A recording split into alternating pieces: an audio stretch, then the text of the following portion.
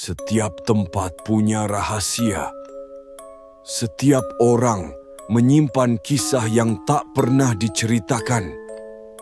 Disinilah semua itu bermula. Selamat datang di layar Niskala. Cerita horor dimulai sekarang. Di sebuah kota kecil yang tampak tenang, ada sebuah warung soto sederhana di pinggir jalan. Warung itu tak terlihat istimewa, tapi setiap pagi antrian selalu mengular. Para pembeli tak pernah tahu apa yang membuat sotonya begitu nikmat dan bikin nagih. Yang mereka tahu hanya satu, soto buatan Mary dan suaminya, Anto, punya rasa yang beda. Lebih kaya, lebih dalam, seolah ada sesuatu yang mengikat lidah dan pikiran. Tapi yang mereka tak tahu adalah setiap mangkuk soto itu telah disentuh sesuatu yang tak kasat mata. Sesuatu yang bukan dari dunia ini. Sesuatu yang hidup di dalam kendi. Dan setiap pagi, Mary akan berbisik pelan ke panci kuah. "Kliwon, bantu mama lagi ya. Apa yang kau pilih? Kalau harus menukar iman dan akal sehatmu. Demi warung yang selalu penuh, uang yang tak pernah habis, dan rumah yang bisa dibayar cash. Dan saat semua terasa terlalu sempurna, itulah saat jeratnya mulai bekerja." Pagi itu langit sedikit mendung. Di sudut kota kecil di Jawa Barat, seorang perempuan bernama Mary berdiri di dapur kecil, sibuk mengiris bawang merah dengan gerakan cepat. Tangannya terampil, namun matanya kosong. Sudah hampir 2 tahun ia dan suaminya, Anto, mencoba berbagai usaha kecil, jual gorengan, jualan minuman, bahkan pernah coba jadi reseller. Tapi semuanya mentok. Mary tidak bodoh. Ia tahu mereka sedang berada di titik nadir. Tabungan nyaris habis, anak masih kecil, dan tagihan datang seperti banjir yang tak mau berhenti. Hari itu, ia duduk termenung di teras, menggenggam gelas kopi yang sudah dingin. Dari dalam rumah, suara Mimi, ibu tirinya, memecah lamunan. "Mer, kamu kalau mau dagangan laris cepat, ada caranya. Tapi kamu siap?" Mary menoleh. Tatapan Mimi tak main-main. "Caranya gimana, Mi? Kamu ikut Mimi malam ini. Kita ke Sumedang. Ada yang bisa bantu, tapi jangan bawa Anto." Mary diam. Ia tak langsung menjawab. Tapi malamnya, ia sudah duduk di jok belakang motor tua milik Mimi, menyusuri jalan gelap dan sepi menuju desa terpencil di balik bukit. Mereka tiba di depan sebuah gubuk reot beratapkan rumbia. Sekelilingnya sunyi. Tak ada cahaya lampu, hanya suara jangkrik dan dedaunan kering yang bergesekan pelan. Di sana, seorang lelaki tua berjubah putih kusam menyambut mereka. Abah, dukun bayi, yang katanya sudah membantu puluhan pedagang laris manis. Abah memandangi Mary dari kepala hingga kaki. "Kalau Neng niat, Abah bantu. Tapi ingat, jangan salat, jangan ibadah. Sekali masuk jalur ini, tak boleh mundur." Mary merasa darahnya berdesir, tapi pikirannya dipenuhi tagihan, suara anak minta susu, dan wajah Anto yang makin tirus karena stres. "Saya siap, Bah." Ritual dilakukan malam itu juga. Mary diminta memakai kebaya putih dan selendang dari kain tipis yang terasa dingin di kulit. Ia dibimbing masuk ke dalam gubuk sendirian. Di dalam hanya ada sebuah kendi tanah liat yang dikelilingi bunga kantil dan bau kemenyan yang menusuk. Mary duduk bersila di depan kendi. Tiba-tiba, hawa dingin menyeruak. Angin masuk entah dari mana. Lalu terdengar suara, "Neng, rawat dia seperti anakmu sendiri." Suara itu halus, tapi dingin, menusuk sampai ke tulang. Mary menoleh. Di pojok ruangan, muncul sosok perempuan tua berambut putih panjang. Wajahnya tak sepenuhnya terlihat karena tertutup rambut. Tapi dari mata yang mencuat di balik rambut kusut itu, Mary tahu ia sedang diawasi. Itulah Nyai Seruni. Tanpa banyak kata, Nyai memberi 3 syarat. Kendi ini harus selalu berada di dekat panci kuah soto. Setiap pagi, Mary harus memasukkan pakaian dalam bekas pakainya semalam ke dalam kuah. Sambil mengaduk, panggil nama. Kliwon. Itu anak Nyai. Dia akan bantu, tapi jangan dikasari, jangan dibentak, jangan dilarang, apalagi diusir. Setelah itu, Nyai menghilang seperti kabut yang tertiup angin. Dan kendi itu, yang tadinya terasa ringan, kini berat, seperti menyimpan sesuatu di dalamnya. Keesokan harinya, Mary membuka kembali warung sotonya bersama Anto. Tak ada yang istimewa. Panci besar dipanaskan, bahan-bahan sudah siap. Tapi pagi itu, Mary menyelinap ke dapur lebih dulu. Ia mengambil celana dalam yang telah dipakainya semalam, menggulungnya dengan tangan gemetar, lalu menenggelamkannya ke dalam kuah mendidih. Kliwon, bantu Mama ya. Tangannya bergetar saat mengaduk kuah. Ia merasa kotor, jijik pada dirinya sendiri, tapi sekaligus penasaran. Dan saat itu juga, ia merasakan hawa panas di belakang lehernya. Seperti ada yang berdiri mengawasi. Ia menoleh. Di sana, di pojok dapur, berdiri seorang anak kecil. Tidak seperti anak biasa. Tubuhnya kurus, kulitnya legam seperti hangus. Rambutnya panjang menjuntai menutupi wajah, dan ia telanjang bulat. Mary menahan napas. Anak itu tidak berkata apa-apa. Ia hanya duduk di pojok, menggoyang-goyangkan kakinya, dan tersenyum. Hari itu, warung Mary langsung ramai. Orang-orang datang satu persatu, memuji sotonya yang beda. Lebih kaya rasa, lebih gurih, lebih bikin kangen. Anto pun heran, tapi Mary hanya tersenyum, menahan rahasia yang mulai tumbuh seperti api kecil di hatinya. Dan sejak hari itu, Mary tidak pernah berhenti memanggil Kliwon setiap pagi. Hari demi hari berlalu sejak kendi itu hadir di dapur Mary. Semakin sering ia memanggil nama Kliwon sambil mengaduk kuah soto dengan syarat Nyai Seruni. Pakaian dalam bekas pakainya setiap malam, semakin ramai pula pembelinya. Dalam waktu sebulan, warungnya sudah tak lagi disebut warung soto biasa, tapi soto langganan wajib di area itu. Mary mulai dikenal di lingkungan. Orang-orang datang dari luar kota hanya untuk mencicipi sotonya. Pelanggan bilang, ada rasa yang enggak bisa dijelasin. Tapi tak satu pun dari mereka tahu bahwa rasa itu datang dari sesuatu yang tidak kelihatan.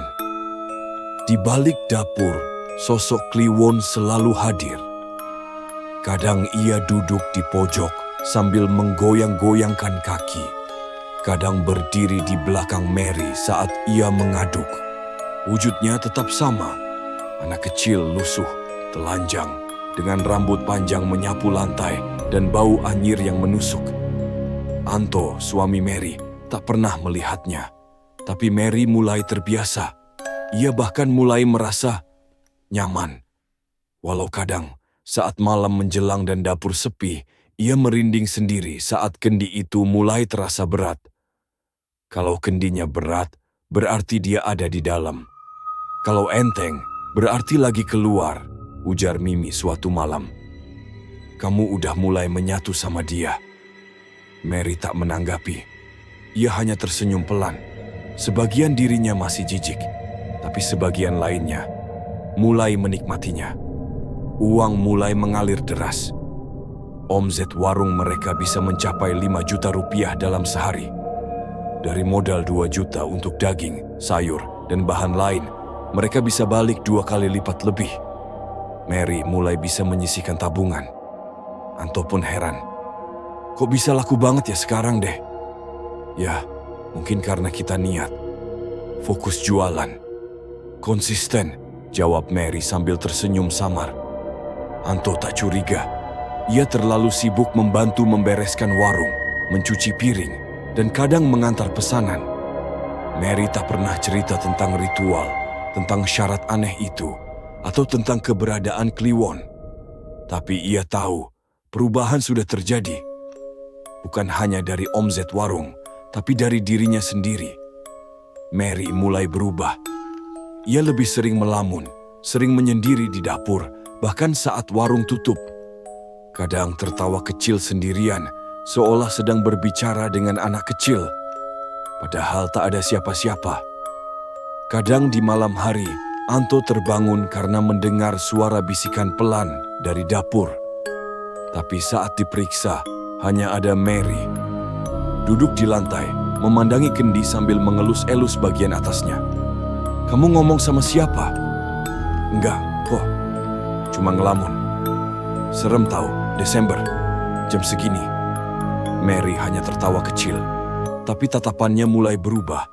Mata yang dulu cerah, kini lebih sayu. Bibir yang dulu hangat, kini sering terdiam. Ia tak lagi sering bercanda dengan Anto.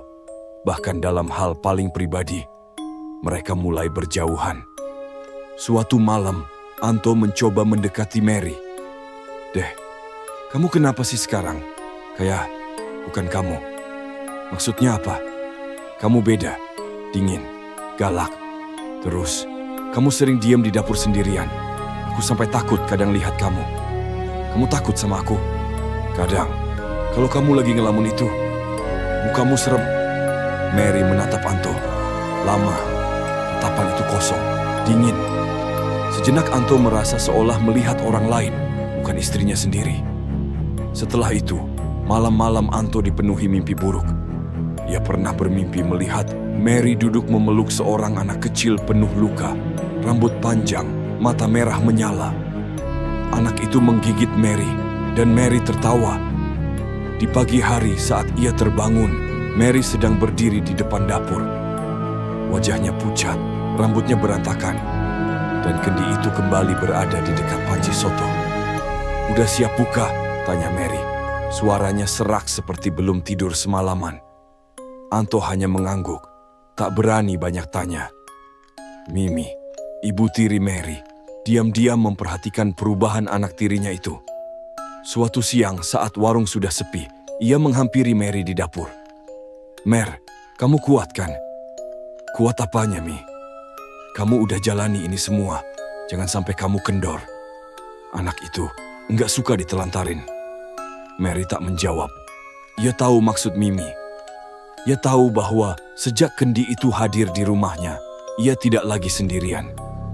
Ada makhluk lain yang ikut tinggal, yang tidak makan nasi, tidak tidur, tapi selalu hadir saat kuah soto mulai mendidih. Dan memang, Kliwon tidak pernah gagal membuat warung Mary laris. Bahkan saat Mary membuka cabang baru, omzet langsung naik. Tapi untuk itu, ia harus datang sendiri. Ia harus membawa kendi ke tempat cabang setiap pagi. Ia harus memanggil Kliwon sendiri, memasukkan pakaian dalam sendiri, dan mengaduk kuah sendiri. Tak bisa diwakilkan, karyawan tak boleh tahu. Aku bilang itu bumbu racik yang harus aku masukkan sendiri. Di dalam kain jaring, biar kayak bumbu rempah, jelas Mary ke Anto. Dan Anto, percaya saja, tapi semua harga itu dibayar dengan perlahan. Hubungan Mary dan Anto makin dingin. Mereka tidur terpisah. Mary lebih banyak bicara dengan kendi daripada dengan suaminya sendiri. Kadang ia tertawa sendiri, kadang menangis pelan. Dan setiap kali kuah soto mendidih, anak kecil itu muncul. Duduk, mengangguk, meneteskan sesuatu ke dalam panci. Anto tak pernah melihatnya. Tapi ia mulai sadar. Istri yang dulu ia cintai sudah bukan lagi orang yang sama. Soto buatan Mary kini sudah dikenal di mana-mana. Dalam waktu singkat, ia berhasil membuka 3 cabang di kota yang sama. Tapi semua cabang hanya bisa buka kalau Mary sendiri yang datang membawa kendi. Tidak bisa diwakilkan, tidak bisa dititipkan. Ia membawa kendi itu kemana-mana, seolah membawa anaknya sendiri. Di mobil, kendi itu duduk di kursi samping. Saat tiba di kios, ia letakkan dengan hati-hati di dekat panci kuah, lalu berbisik pelan. "Kliwon, bantu mama lagi ya." Setelah itu, kuah soto akan diaduk bersama celana dalam yang dipakai semalaman, dan Mary memanggil nama itu sekali lagi. Dan selalu, pelanggan langsung berdatangan, tak pernah meleset. Seolah aroma kuahnya mengandung daya pikat yang tidak bisa dijelaskan logika. Tapi semakin besar usahanya, semakin sering kliwon muncul. Dan semakin sering pula Mary melihat hal-hal yang seharusnya tak dilihat manusia biasa. Di hari-hari tertentu, Mary mendapati anak kecil itu berdiri lama di depan cermin dapur, menggaruk wajahnya sendiri hingga mengelupas. Kadang ia merangkak di lantai warung sambil tertawa, kadang duduk di sudut ruangan, menatap pelanggan yang sedang makan. Tapi yang paling sering, dia duduk di balik panci soto, menggoyangkan kakinya sambil tersenyum. Anto makin curiga. Ia merasa warung mereka memang makin sukses, tapi juga makin aneh. Ia sering melihat Mary berbicara sendiri di dapur. Kadang tertawa kecil, kadang menangis pelan. Anto mulai lelah menahan tanya. "Deh, kamu ngelakuin sesuatu ya buat larisin warung ini?" "Enggak, cuma usaha, niat. Tapi kadang aku lihat kamu, kayak bukan kamu. Kamu mulai nggak percaya sama istri sendiri?" Mary menatap tajam. Anto mundur. Tatapan istrinya bukan seperti dulu. Ada sesuatu di balik mata itu. Sesuatu yang bukan milik manusia biasa. Malam-malam mereka kini sunyi. Mary tidur sendiri. Dan setiap pagi, saat Anto bangun, ia menemukan kendi itu sudah di dapur. Entah jam berapa Mary meletakkannya. Di suatu pagi, Anto masuk ke dapur lebih awal. Ia melihat kendi itu masih tertutup. Ia penasaran. Perlahan ia dekati, lalu mengangkat tutupnya sedikit. Dari dalam, uap tipis keluar. Dan sesaat, ia melihat dua bola mata kecil menatapnya dari dalam kendi. Anto menjatuhkan tutup kendi dan mundur. Jantungnya berdebar keras. Tapi saat Mary datang, ia hanya berkata, "Jangan pernah buka kendi itu. Itu bukan milikmu." Anto tak menjawab. Tapi sejak hari itu, ia mulai sering sakit. Badannya lemas, kepalanya berat, dan setiap malam, ia bermimpi hal-hal yang sama. Mary berdiri di pojok kamar, dengan mata merah dan rambut basah, menggenggam kendi sambil tertawa pelan. Hubungan rumah tangga mereka hancur perlahan. Mereka tak lagi makan bersama, tak lagi bicara tentang masa depan. Semua fokus Mary hanya pada dagang dan kendi. Suatu malam, Anto berkata dengan suara pelan, "Deh, ini udah gak sehat. Aku ngerasa kamu berubah. Aku sakit terus. Kita harus ke ustaz." Mary menoleh.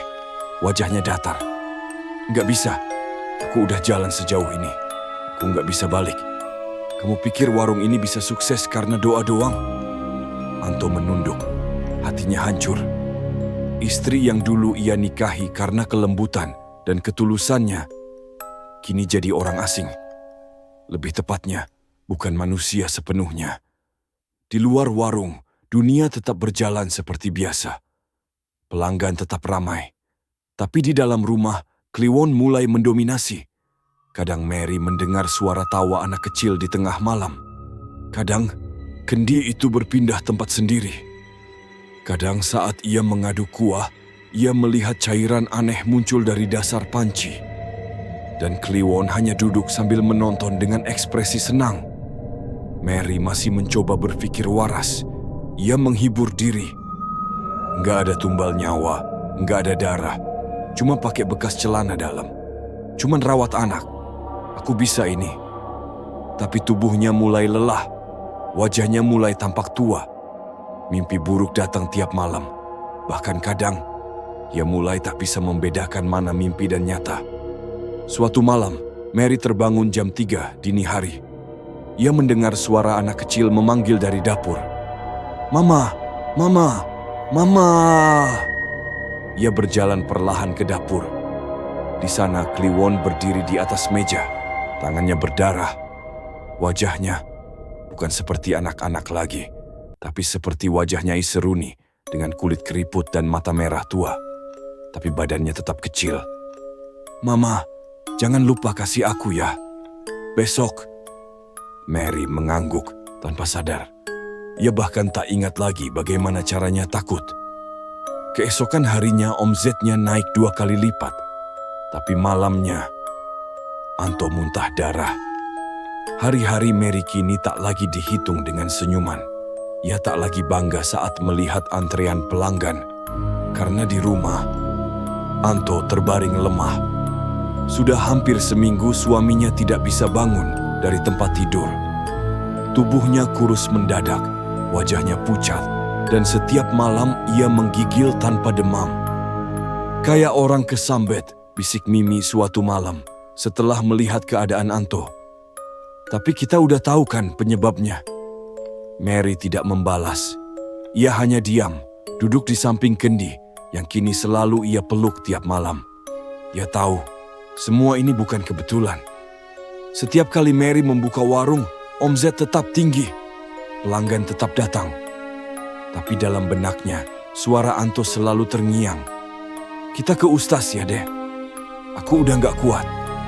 Tapi ia tak bisa. Bukan karena tak mau, tapi karena takut.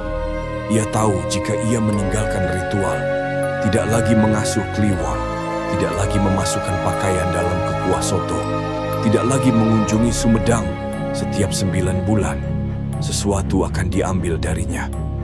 Dan itu bisa jadi Anto. Satu malam, Mary mencoba menenangkan diri.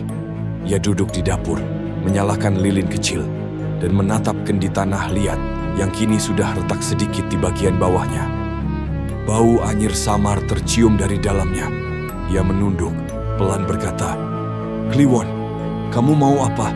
Mama udah nurut semua. Kenapa Anto jadi sakit?" Tak ada jawaban, tapi uap tipis keluar dari lubang kendi. Beberapa detik kemudian muncul suara, pelan tapi jelas. "Dia nggak percaya sama aku. Dia nggak suka aku di sini." Mary tersentak. Itu suara anak kecil, tapi dengan nada tajam dan dingin seperti angin malam menusuk tulang. Ia gemetar. Keesokan paginya, Mary tidak membuka warung. Ia memilih duduk di samping tempat tidur Anto. Suaminya itu hanya membuka mata setengah, bibirnya kering dan tubuhnya lemas. "Deh, kamu masih ingat waktu kita dulu jualan gorengan di pinggir jalan? Waktu kita masih bisa ketawa bareng?" "Iya, masih." Anto tersenyum lemah. "Aku kangen kamu yang dulu, yang masih penuh harapan, bukan ketakutan." Mary menunduk. Air matanya jatuh tanpa suara. Hari-hari berikutnya, mimpi buruk datang tak henti. Dalam tidurnya, Mary melihat dirinya duduk di tengah ruangan gelap, dikelilingi kendi-kendi tanah, liat yang terus memanggil namanya. "Mary, Mary, Mary." Suaranya seperti desisan ular. Dan di tengah ruangan itu, berdiri Kliwon, tubuh kecil, tapi wajahnya penuh keriput, matanya merah, dan mulutnya terus menganga, mengeluarkan suara tangis dan tawa bersamaan. Mary mulai jarang makan. Ia kehilangan nafsu, bukan karena stres, tapi karena setiap kali melihat makanan, ia melihat sesuatu yang menjijikan. Nasi berubah menjadi ulat. Kuah soto yang biasanya harum, kini tercium seperti daging busuk. Tapi anehnya, pelanggan tetap memuji rasanya. "Mbah, ini sotonya makin mantap. Kayak ada rasa baru. Nambah satu lagi ya?" Mary hanya tersenyum pahit. "Iya, makasih." Di satu malam yang sunyi, saat hujan turun deras dan listrik padam sejenak, Mary mendengar suara langkah kaki kecil di dalam rumah. Padahal Anto sedang tidur lemah dan tidak ada siapa-siapa lagi. Pelan-pelan ia keluar dari kamar, menyusuri lorong menuju dapur. Dan di sana, di depan pintu kulkas yang setengah terbuka, Kliwon berdiri. Tapi kali ini, ia tidak tersenyum. Wajahnya serius, dan di tangannya, ia membawa sesuatu. Mary mendekat perlahan dan melihat itu celana dalam Mary sendiri yang seharusnya ada di kamar. "Besok, jangan lupa masukin ke kuah. Mama hampir lupa." Mary tidak menjawab. Ia hanya mengambilnya, tangan gemetar. "Kliwon, kamu sayang Mama." "Sayang, tapi Mama jangan bohong. Mama harus terus sayang aku." Setelah itu, sosok itu menghilang begitu saja. Esok paginya, omzet naik 2 kali lipat lagi. Tapi Anto muntah darah untuk kedua kalinya. Mary mulai tercekik antara dua dunia. Dunia warung yang ramai, uang yang terus mengalir, soto yang disukai semua orang. Dan dunia sunyi di rumah, tempat suaminya perlahan sekarat, dan kendi itu semakin berat setiap hari. Ia mulai sadar, dirinya sudah bukan manusia utuh lagi. Ia menjadi alat, perantara, ibu dari sesuatu yang seharusnya tidak pernah dipanggil. Mary berdiri di depan warung sotonya yang kini semakin besar. Spanduk baru dipasang, tulisan besar, "Soto Mary, khas rempah asli," menarik mata siapapun yang lewat. Tapi di balik itu, mata Mary tampak kosong. Tangannya menggenggam kendi yang sejak pagi tadi terasa lebih berat dari biasanya. Ada sesuatu yang berbeda hari ini. Saat ia masuk ke dapur warung, Kliwon sudah duduk di pojok, menggoyang-goyangkan kaki, menatap Mary tanpa senyum. Biasanya, anak itu akan tersenyum lebar tiap kali kuah soto mulai mendidih. Tapi hari ini, dia diam, menatap, seperti menunggu. "Kenapa diam aja?" bisik Mary setengah ragu. "Nyai mau ketemu," jawab Kliwon pendek, matanya tidak berkedip. Kata-kata itu membuat punggung Mary dingin. Sudah lama Nyai Seruni tidak muncul. Terakhir kali adalah saat kendi itu diberikan dan perjanjian disepakati. Tapi sekarang, setelah semua ini, dia kembali. Mary mencoba mengabaikannya.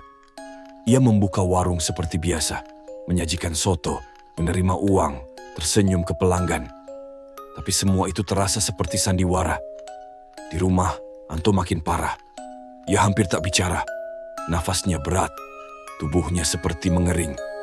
Dan Mary tahu, ia sedang dikejar waktu. Malamnya Mary tak bisa tidur. Sekujur tubuhnya dingin. Ia duduk di ruang tengah, kendi di pangkuannya, menatap kosong ke depan. Lilin kecil menyala di meja. Tak ada suara.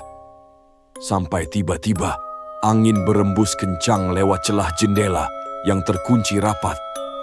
Uap tipis keluar dari kendi, perlahan membentuk siluet perempuan dengan rambut menjuntai menyentuh lantai. Wajah separuh tertutup rambut, dan tangan yang memegang sisir kayu. Nyai Seruni. Ia tidak bicara langsung. Ia berjalan perlahan mengitari ruangan, lalu duduk di seberang Mary. "Neng, kamu sudah lupa?" "Saya enggak lupa, Nyai." "Lalu kenapa kamu lambat memberi imbalan?" "Saya bingung, Nyai. Suami saya, dia sakit. Saya takut kehilangan dia." Nyai Seruni menatap tajam. Matanya merah, napasnya berat. "Kamu sudah diberi, tapi kamu mulai lalai. Kamu lupa bahwa dalam setiap rezeki ada bagianku." Mary menangis pelan. Ia gemetar. "Saya siap bayar lagi, Nyai. Saya mau, asal jangan Anto yang diambil." Nyai mengangguk pelan, tapi lalu berkata, "Satu kali kamu lalai, tak bisa kembali seperti semula. Kamu sudah memulai, maka selesaikan." Setelah itu, sosok Nyai Seruni menghilang dalam tiupan angin. Kendi di pangkuan Mary menjadi sangat berat, dan dari dalamnya terdengar suara tawa kecil. Tawa Kliwon. Keesokan harinya Mary kembali ke Sumedang. Ia mendatangi gubuk tua tempat pertama kali ia bertemu Abah. Tapi saat tiba, gubuk itu kosong. Tak ada Abah, tak ada suara. Bahkan aroma kemenyan pun tidak terasa. Ia mengetuk pelan pintu kayu rapuh. Tak ada jawaban. Tapi dari dalam, terdengar suara nyanyian pelan. Lagu Jawa kuno yang tak ia kenali. Mary membuka pintu perlahan. Di dalam, duduk sosok perempuan renta. yang bukan manusia. Wajahnya adalah perpaduan antara Nyai Seruni dan Kliwon. Mata merah, rambut kusut, mulut lebar dengan gigi tajam. Dan di sampingnya kendi, tapi bukan kendi milik Mary. Kendi itu penuh darah. Kamu datang telat, Neng. Abah mana? Saya mau kasih imbalan. Sudah tak perlu. Sekarang urusanmu bukan lagi dengan Abah, tapi denganku langsung. Mary tersadar. Perjanjiannya sudah naik tingkat. Ia tak lagi diurus manusia perantara. Sekarang Nyai sendiri yang menangani. Tapi suami saya, dia sakit. Itu peringatan, bukan hukuman. Kalau kamu terus patuh, dia tak diambil. Mary menggigit bibir. Ia hanya membawa satu hal dari rumah. Uang 3 juta rupiah dan telur ikan dari pesisir, seperti yang dulu diajarkan. Ia letakkan pelan di atas tikar. Sosok itu tersenyum. Ambil kendi itu dan pulang. Besok daganganmu akan lebih ramai. Tapi ingat, Neng, sekali saja kamu berhenti, semua kembali ke tanah. Mary pulang dengan langkah lunglai. Di dalam mobil, kendi itu seperti membisikkan suara-suara halus. Seperti anak kecil sedang menyanyi. Tapi lagu itu bukan bahasa yang ia kenal. Di rumah, Anto membuka mata. Dek, iya, aku mimpi. Kamu duduk sama makhluk tinggi rambut panjang dan kamu senyum ke aku sambil bawa kendi. Kamu masih bisa pulang gak, Dek? Mary memeluk Anto erat. Dalam hatinya, ia mulai sadar. Ia sudah terlalu jauh. Pagi itu Mary membuka warung dengan ragu. Kendi baru dari Sumedang sudah ia letakkan di dekat panci kuah, seperti biasa. Tapi ada yang berbeda. Kendi itu lebih dingin dan lebih berat. Bahkan saat diletakkan, meja stainless bergetar sedikit, seperti ada isinya yang bergerak. Ia menghela napas, menggulung pakaian dalam bekas pakainya semalam, dan memasukkannya ke kuah mendidih. Uap panas naik perlahan, membentuk semacam kabut tipis yang tak segera hilang. Kliwon, bisiknya, bantu Mama ya. Tak lama kemudian, suara langkah kecil terdengar dari belakang. Dan seperti biasa, Kliwon muncul. Ia duduk di sudut dapur, menggoyang-goyangkan kakinya. Tapi kali ini wajahnya murung. Tidak tersenyum. Matanya menatap lurus ke arah depan warung. "Kenapa kamu diam?" tanya Mary pelan. "Mereka bisa lihat aku sekarang." Mary tersentak. "Siapa?" Tapi Kliwon tidak menjawab. Ia hanya menatap keluar. Saat itulah Mary sadar bahwa hari itu akan berbeda. Pukul 11 siang, warung mulai ramai. Pelanggan berdatangan. Mary dan Anto melayani seperti biasa. Tapi baru beberapa menit, terjadi sesuatu yang tak pernah terjadi sebelumnya. Seorang anak kecil, sekitar usia 5 tahun, datang bersama ibunya. Mereka duduk di pojok meja, memesan 2 porsi soto. Tapi belum sampai makanan datang, anak itu mulai menangis histeris. Mah, aku nggak mau makan di sini." "Loh, kenapa, Nak?" "Di situ, di bawah meja itu, ada anak kotor. Dia ngelihatin aku, Mah. Serem. Mary langsung membeku. Matanya otomatis melihat ke arah yang ditunjuk. Dan benar saja, Kliwon sedang merangkak pelan di bawah meja, menatap si anak dengan senyum lebar.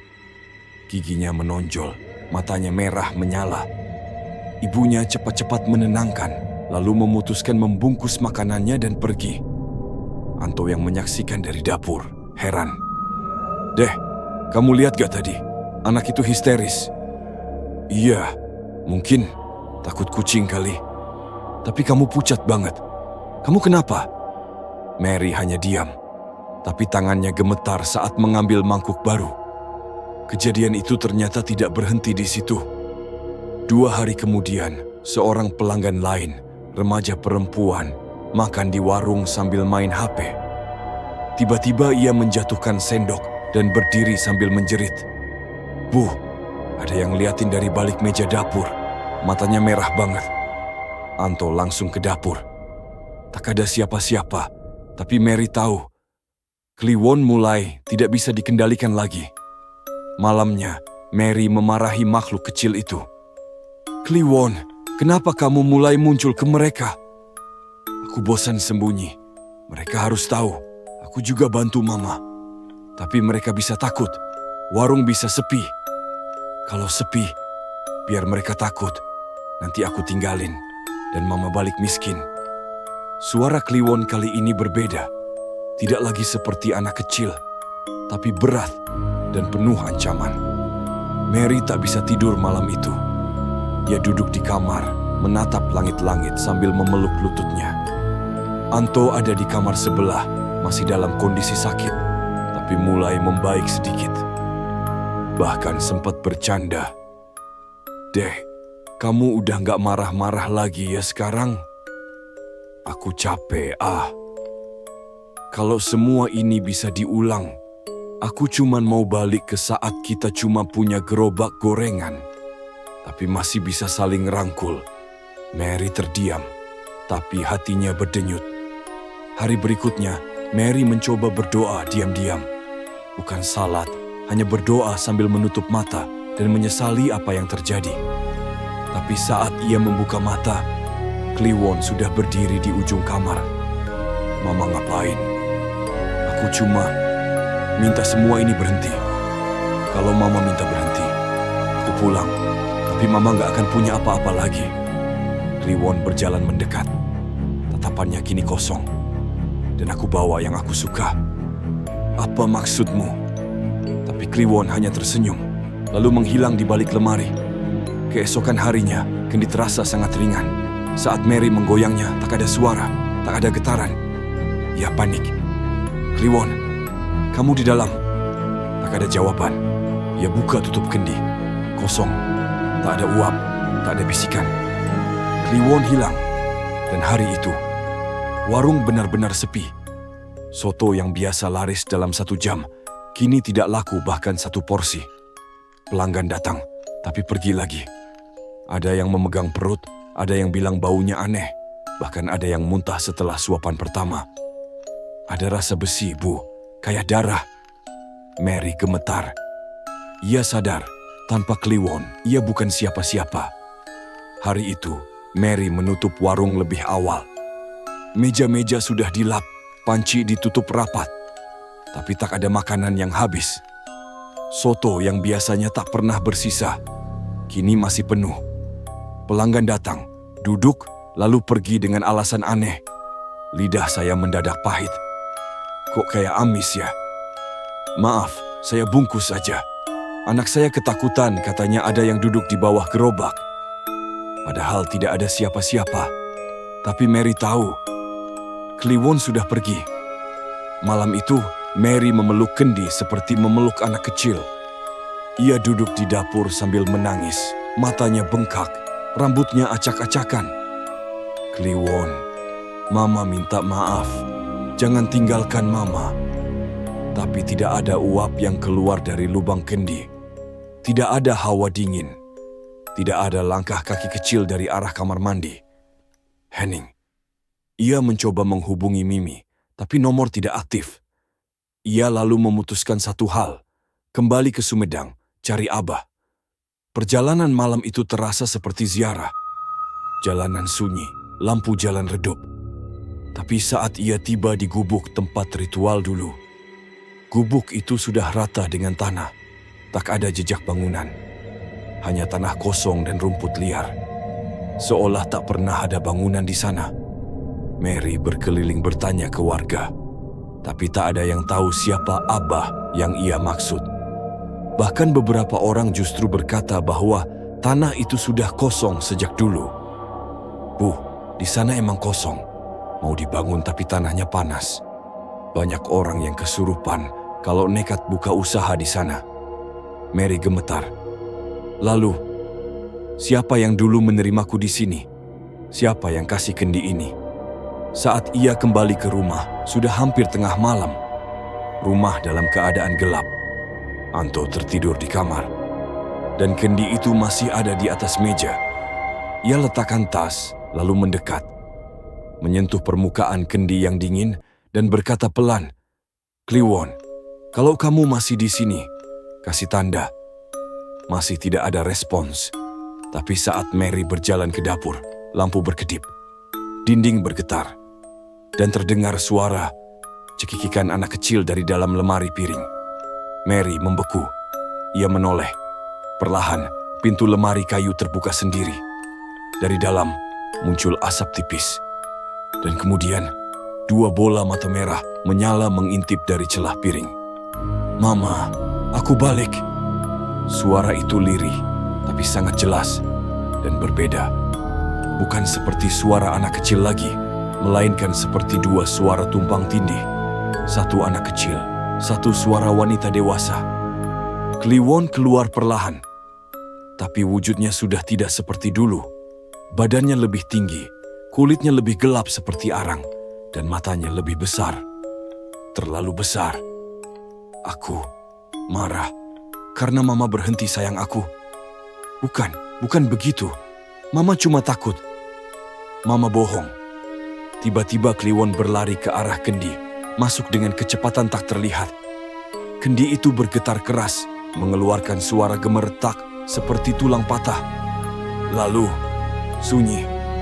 Setelah itu, selama 2 hari berturut-turut, kendi kembali terasa berat. Kliwon hadir kembali. Namun Mary menyadari satu hal. Wujudnya kini selalu berubah-ubah. Kadang ia kecil, kadang tinggi seperti orang dewasa. Kadang tubuhnya hanya setengah, melayang. Kadang matanya lebih dari 2. Kadang ia hanya suara, tapi berada di dekat telinga Mary. "Mama, jangan pernah ninggalin aku lagi. Kalau Mama tinggalin aku ambil Anto."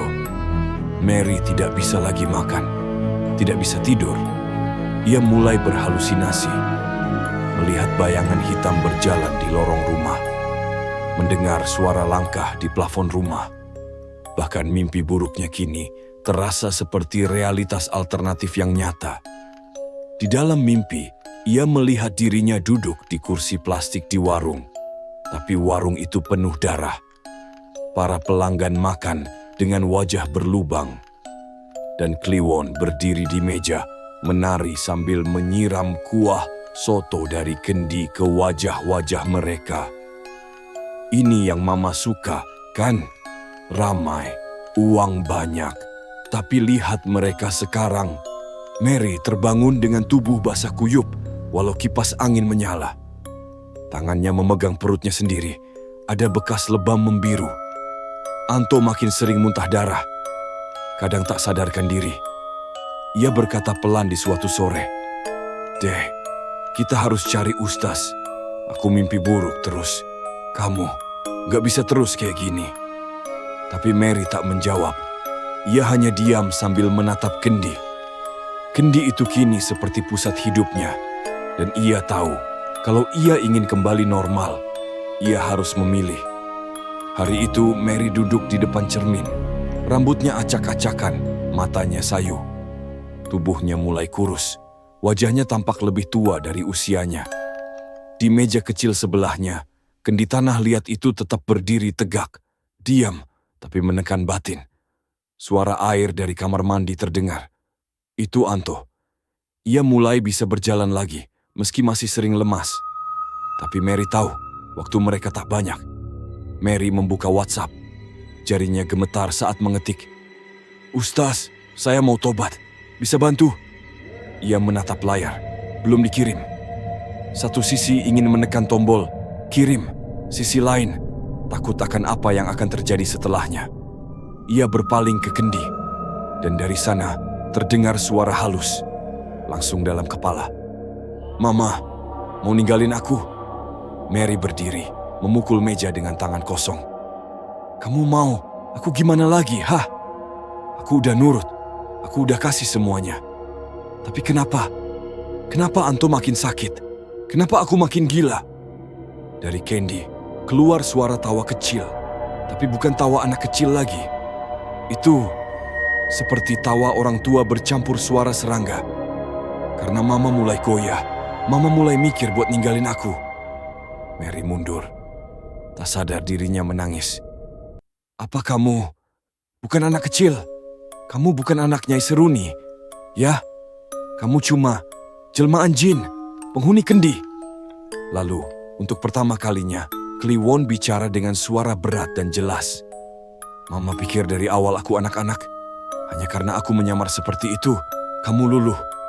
Tapi aku hanya cermin dari keinginanmu sendiri. Keinginan? Iya, keinginanmu untuk kaya, cepat, tanpa peduli caranya. Mary roboh. Lututnya lemas. Ia memegang lantai, meremas lantai dingin itu seakan sedang mencoba mencengkeram kenyataan. Lalu, pintu kamar terbuka. Anto berdiri di sana, bersandar lemas di kusen pintu. Dek, kamu udah terlalu jauh. Mary menoleh. Air matanya menetes. Aku mau berhenti, ah. Aku beneran mau berhenti. Tapi aku takut. Anto mendekat. Dengan sisa tenaganya, ia memeluk Mary dari belakang. Kalau kamu terusin, aku pasti mati. Tapi kalau kamu berhenti, mungkin kita bisa selamat. Walau harus mulai dari nol. Lagi. Malam itu, Mary menatap kendi lebih lama dari sebelumnya. Aku pilih dia. Aku pilih suami aku. Aku nggak mau lanjut. Aku capek. Kendi tak memberi jawaban. Tapi hawa di dalam rumah mendadak dingin. Lampu ruang tamu meredup dan jam dinding berhenti berdetak. Dari dalam kendi, suara gemuruh pelan muncul. Seperti batu digerus dari dalam tanah. Lalu terdengar bisikan. Baik, kalau itu pilihanmu, maka aku ambil bagian yang menjadi hakku. Tengah malam, rumah tenang. Mary akhirnya tertidur, memeluk Anto yang juga tertidur lelah. Tapi jam 3 dini hari, Mary terbangun karena mimpi buruk. Dalam mimpinya, ia melihat dirinya duduk di warung yang sudah kosong. Semua meja berdarah. Panci soto terbuka, dan dari dalamnya keluar kepala manusia. Di pojok dapur, Kliwon berdiri dengan tubuh setengah manusia, setengah bayangan, memegang kendi besar berisi tulang. Ia berkata, "Kamu pikir bisa berhenti tanpa membayar?" Mary terbangun dengan jeritan tertahan. Nafasnya memburu. Tapi kemudian ia sadar. Anto tidak ada di tempat tidur. Ah, ia bangkit. Keliling rumah, pintu depan, terbuka. Angin malam masuk perlahan. Di luar, gelap. Dan di halaman, Anto berdiri sendiri, menghadap pohon pisang seperti kesurupan. Mary berlari menghampiri. Dengar aku. Tapi Anto tidak merespons. Matanya terpejam, tapi bibirnya bergerak cepat, seolah membaca sesuatu. Tangannya kaku, dan tubuhnya gemetar. Dari arah belakangnya, bayangan hitam tinggi muncul. Bukan Kliwon, tapi sesuatu yang lebih besar, lebih tua. Matanya menyala seperti bara. Ia menatap Mary, lalu menunjuk ke dada Anto. "Ini hakku," Mary berteriak. "Ambil aku, jangan dia. Aku yang buat perjanjian." Bayangan itu tak berbicara, tapi ia perlahan menghilang ke udara, dan tubuh Anto terjatuh pingsan. Mary menangis sejadi-jadinya malam itu.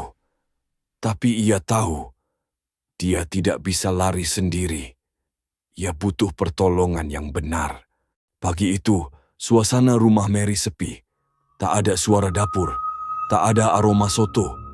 Warung mereka tidak buka, tak ada antrean, tak ada omset. Tapi itu keputusan Mary dan Anto. Lebih baik kehilangan uang daripada kehilangan jiwa. Anto duduk di ruang tamu dengan wajah pucat, selimut menutupi tubuhnya. Ia belum sepenuhnya pulih dari peristiwa semalam, saat tubuhnya dibawa oleh sesuatu yang tak kasat mata, berdiri di bawah pohon, membaca sesuatu tanpa sadar. Mary membuat teh hangat, tapi tangannya gemetar, matanya sayu. Dalam hatinya hanya ada satu kalimat, "Ini harus diakhiri."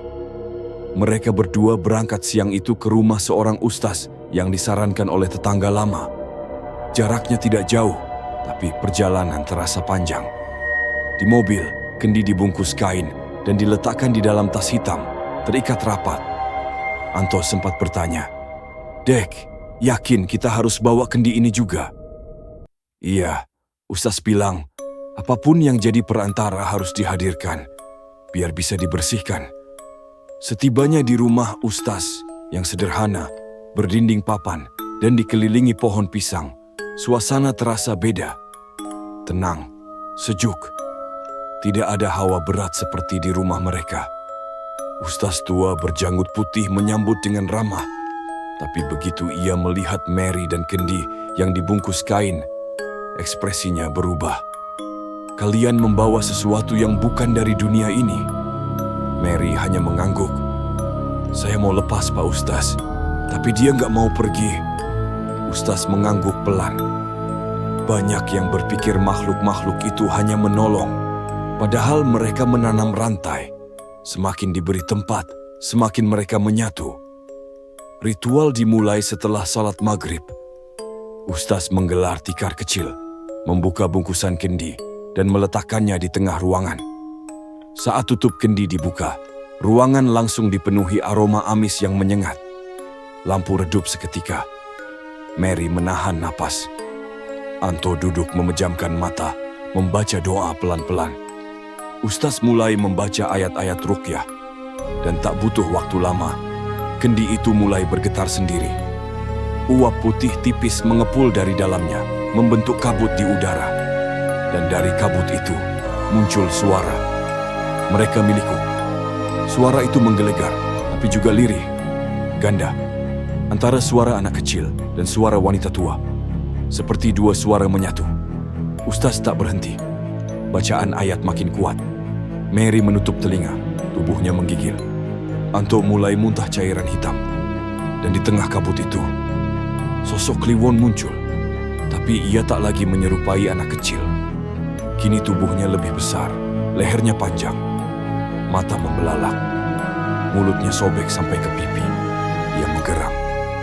Kalian melanggar. Kalian tak bisa pergi. Ustaz berkata keras.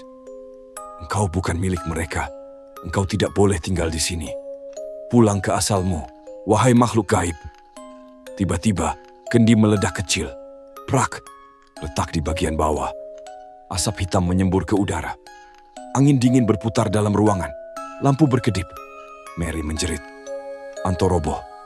Ustaz tetap membaca ayat. Dan Kliwon menjerit seperti serigala diseret ke dalam tanah. Lalu, sunyi. Asap menghilang. Ruangan kembali tenang. Kendi tergeletak, retak, tapi masih utuh. Namun kini, ringan. Hampa. Ustaz menutup ritual dengan doa. Insya Allah, dia sudah pergi. Tapi ingat, Neng, jejaknya tidak langsung hilang. Kalian harus bersih lahir batin. Kembalilah ke jalan ibadah. Jangan buka pintu itu lagi, walau sebesar lubang jarum. Di perjalanan pulang, Mary menangis. Tapi kali ini bukan karena takut, tapi karena lega. Selama bertahun-tahun, ia merasa digenggam oleh sesuatu yang tak bisa dilihat. Dan kini, genggaman itu dilepaskan. Namun, belum selesai.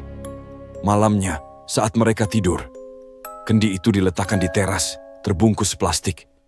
Anto terlelap. Mary sudah nyaris tertidur. Tapi tiba-tiba, ada ketukan di jendela. Pelan. 3 kali. Methok. Methok. Methok. Mary membuka mata. Dan suara kecil terdengar. Mama, aku kedinginan. Boleh masuk? 1 kali aja. Suara ketukan di jendela itu terdengar pelan, tapi menusuk sampai ke sumsum tulang. Methok. Methok. Methok. Mary menahan napas. Ia tidak bergerak. Matanya terbuka lebar, menatap langit-langit kamar dalam gelap. Anto masih tidur di sebelahnya, napasnya berat tapi teratur. Lalu, suara itu datang lagi. Mama, aku kedinginan. Buka jendelanya ya, cuma sebentar aja. Suara itu, suara Kliwon. Tapi sekarang lebih lirih, seperti anak yang sedang tersesat dan menangis. Mary berbalik perlahan, menatap ke arah jendela. Tirai tipis tampak bergerak, seolah disentuh dari luar. Tapi angin malam tidak bertiup. Ia meraih ponsel, membuka layar. Pukul 02.41 dini hari. Lalu, terdengar suara dari dalam lemari baju. Mama, aku di luar, tapi juga di dalam. Mama pilih yang mana? Mary menjerit dalam hati. Ia tidak ingin membangunkan Anto, tapi tubuhnya gemetar. Keringat dingin membasahi leher dan punggung. Kendi yang tadi dibuang ke teras, kini sudah tidak ada di sana. Keesokan harinya, Mary bangun dengan kepala pening. Ia melihat ke teras, kosong. Tidak ada kendi, tidak ada jejak. Ia bertanya ke Anto, kamu mindahin kendi semalam?" "Enggak deh, bukannya kamu yang taruh di luar?" Mary menggigit bibir. Tidak mungkin kendi itu hilang sendiri. Tapi ia tidak menjawab. Ia hanya berusaha menenangkan pikirannya. Hari itu mereka ke rumah Ustaz lagi, membawa kabar tentang ketukan malam itu. Ustaz mendengarkan dengan tenang, lalu mengangguk pelan. "Dia sudah diusir dari rumah kalian, tapi kalau kalian beri celah, ia akan kembali. Kadang bukan lagi dalam bentuk lama, kadang menyatu dengan benda lain, kadang lewat mimpi. Tapi saya enggak buka pintu, Pak Ustaz. Saya bahkan enggak bicara semalam. Kadang cukup dengan rasa rindu. Rindu pada kesuksesan yang dulu, rindu pada keramaian warung, atau rasa bersalah kepada makhluk itu. Itulah celahnya." Mary menunduk. Ia tahu, ia sempat berpikir begitu. Di sela rasa takut, ada secuil rasa kehilangan. Warung yang sepi, uang yang tak lagi deras, wajah pelanggan yang mulai melupakan. Bersihkan hati. Sering-sering dengarkan murotal di rumah. Jangan biarkan rumah kalian sunyi. Mary dan Anto mulai rutin salat. Mereka menghapus semua sisa-sisa bantuan gaib, kain putih yang dulu digunakan, kendi yang mereka kubur di pekarangan, bahkan kompor tempat kuah soto dulu dimasak. Tapi gangguan belum selesai. Seminggu setelah itu Mary bermimpi berada di warung lamanya. Ia berdiri di belakang meja, melayani pelanggan. Tapi wajah pelanggan berlubang kosong. Tak ada mata, tak ada mulut. Hanya kulit pucat yang menganga. Dan di antara mereka duduk Kliwon. Tapi kini tubuhnya seperti orang dewasa, mengenakan baju seragam sekolah, rambut rapi, dan wajahnya tampan. Ia tersenyum. "Lihat, Ma, aku bisa berubah. Aku bisa jadi siapapun yang Mama mau. Kau bukan anakku, tapi aku tahu Mama rindu aku. Rindu warung ramai, rindu uang banyak." "Pergi," teriak Mary. Tapi Kliwon hanya tersenyum, lalu berkata, "Mama gak bisa menolak aku selamanya." Mary terbangun, tubuhnya berkeringat. Anto terbangun juga. "Mimpi lagi?" "Iya, tapi kali ini dia bukan anak kecil." Anto hanya diam. Ia tahu, mereka belum sepenuhnya bebas. Hari demi hari, Mary mulai kehilangan orientasi waktu. Kadang ia melamun di depan dapur lama, mengusap panci kosong yang dulu digunakan untuk soto. Kadang ia menatap etalase kosong dan membayangkan antrean panjang yang pernah ada. "Aku beneran bisa nggak? Hidup tanpa semua itu?" Anto memeluk bahunya. "Kita pernah mulai dari nol, kita bisa lagi." Tapi malam itu, sebuah amplop jatuh di depan rumah. Tidak ada pengirim, tidak ada nama. Isinya sehelai foto. Foto lama saat warung mereka masih ramai. Tapi ada yang aneh. Di sudut warung, duduk seorang anak kecil, telanjang, rambut panjang, tersenyum ke kamera. "Ini, kapan difoto?" tanya Anto. Mary tidak menjawab. Tangannya gemetar. Ia tahu, ini bukan kiriman manusia. Hari-hari di rumah, Mary berlalu dalam sepi. Tidak ada antrean, tidak ada kuah soto mendidih, tidak ada pelanggan yang memuji rasa. Meja-meja di warung lama dibiarkan kosong, debu mulai menumpuk. Mary hanya duduk diam di sana, kadang dari pagi sampai sore, memandangi panci kosong yang dulu pernah membuatnya kaya. Di malam keempat sejak foto misterius itu muncul, Mary tak bisa tidur. Ia duduk sendirian di ruang tengah. Anto sudah terlelap di kamar. Di tangannya masih ada foto hitam putih itu. Foto saat warung mereka penuh, dan Kliwon duduk di pojok. Rambut panjang, telanjang, matanya menatap langsung ke kamera. Mary memandangi foto itu lama, terlalu lama. Dan dalam keheningan itu, ia mendengar suara dari arah dapur. "Mama, kamu kangen aku, kan?" Suara itu tak keras, tapi cukup jelas untuk membuat tengkuk Mary meremang. Ia berdiri pelan, melangkah ke arah dapur.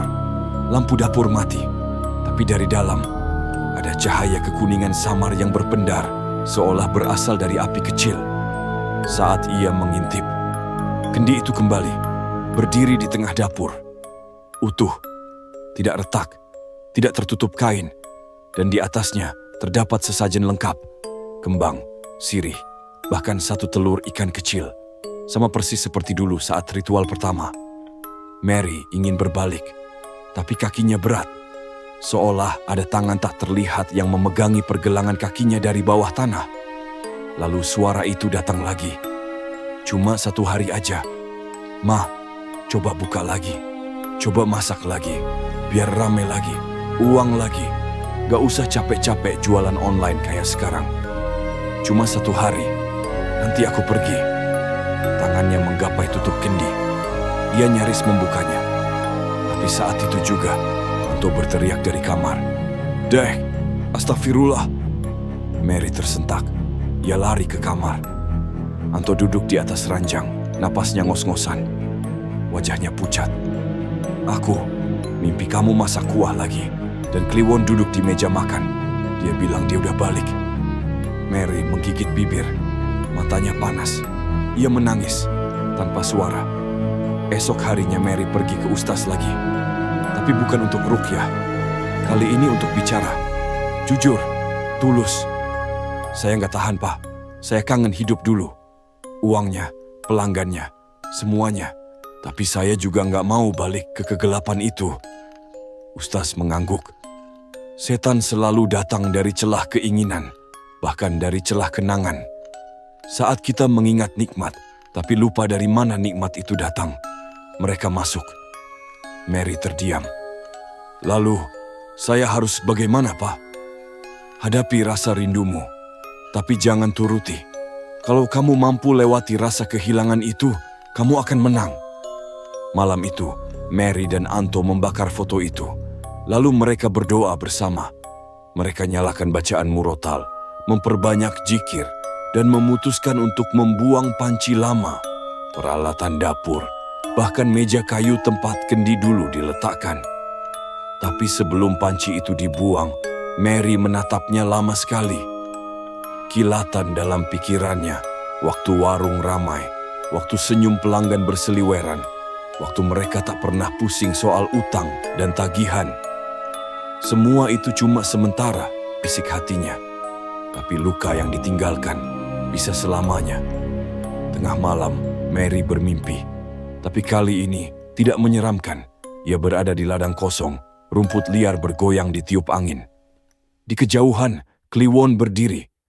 Tubuhnya kecil lagi, rambut panjang, mata bulat, senyum lebar. Ia tidak berlari, ia tidak tertawa. Ia hanya berdiri, memandang, lalu berkata, "Mama udah gak sayang aku." Mary balas menatap. Lama. "Kamu bukan anakku." Kliwon menunduk. "Kamu bukan siapa-siapa lagi. Tapi, kamu pernah butuh aku. Dan sekarang, aku sadar, aku gak butuh kamu untuk bahagia." Mary berbalik dan mulai berjalan menjauh dari sosok itu. Kliwon memanggil pelan, "Kalau Mama pergi, aku sendiri." Tapi Mary tak menoleh lagi. Pagi harinya ia bangun dengan napas panjang. Di luar rumah, matahari menyinari teras yang biasanya gelap. Tak ada kendi, tak ada bau amis, tak ada bisikan. Anto menyeduh kopi. Tidur enak. Akhirnya, iya.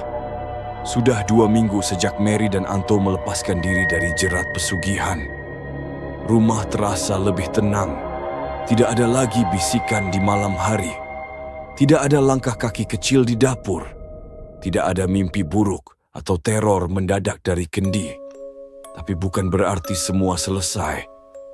Mary masih sering termenung di pagi hari. duduk di teras dengan secangkir teh, memandangi bekas tempat warungnya dulu. Meja-meja kayu sudah dibongkar. Panci, sendok, dan kursi dilenyapkan. Tapi bekas warung itu tetap terasa, menyimpan bayangan. Anto mendekat, menyodorkan sepotong roti tawar. "Sarapan dulu deh, jangan cuma diem." Aku mikir, kalau aja dulu aku enggak. Anto menyentuh bahunya. "Kita nggak bisa terus nyalahin masa lalu. Kita udah lepas, itu yang penting." Mary mengangguk, tapi hatinya belum sepenuhnya damai. Hari itu, mereka memutuskan untuk menjual tanah dan rumah warung lama. Selain ingin pindah ke tempat baru, juga karena setiap sudut rumah itu menyimpan terlalu banyak memori yang menyesakan. Namun saat pengumuman penjualan dipasang, komentar masyarakat mulai berdatangan. "Itu rumah yang katanya dulu ikut pesugihan ya. Gak mau beli, takut. Banyak orang sakit setelah makan sotonya. Anak tetangga pernah lihat anak kecil tanpa mata di situ loh." Mary hanya bisa diam mendengar bisik-bisik itu. Ia tak bisa menyalahkan mereka, karena yang mereka katakan ada benarnya. Anto mencoba menghibur. "Kalau nggak bisa dijual, kita sewakan aja pelan-pelan.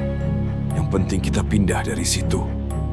Mereka akhirnya pindah ke kontrakan kecil di daerah lain.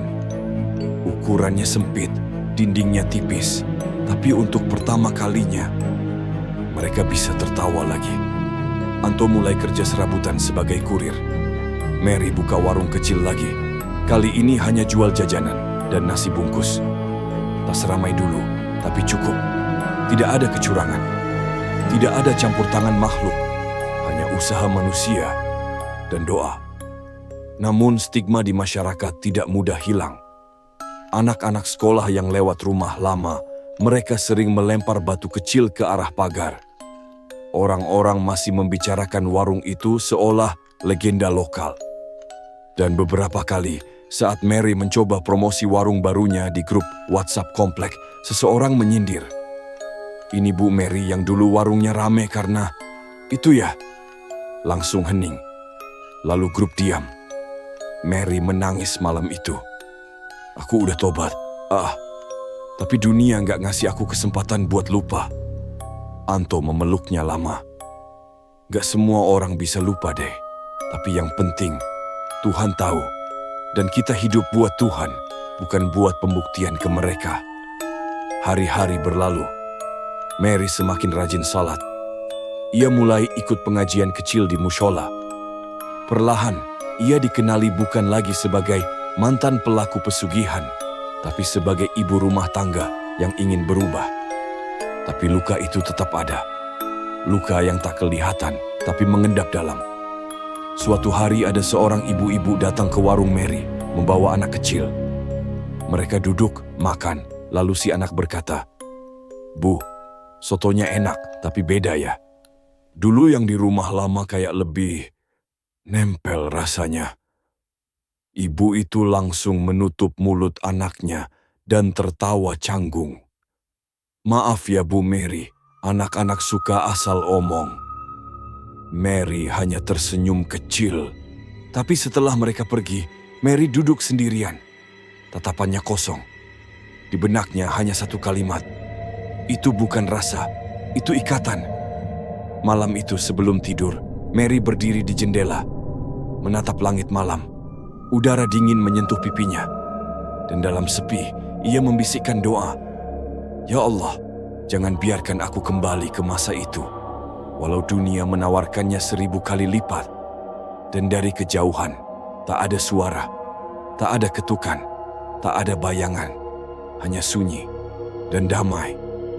Sudah lebih dari sebulan sejak Mary dan Anto pindah ke rumah kontrakan kecil itu. Walau kehidupan mereka kini sederhana, hari-harinya lebih ringan.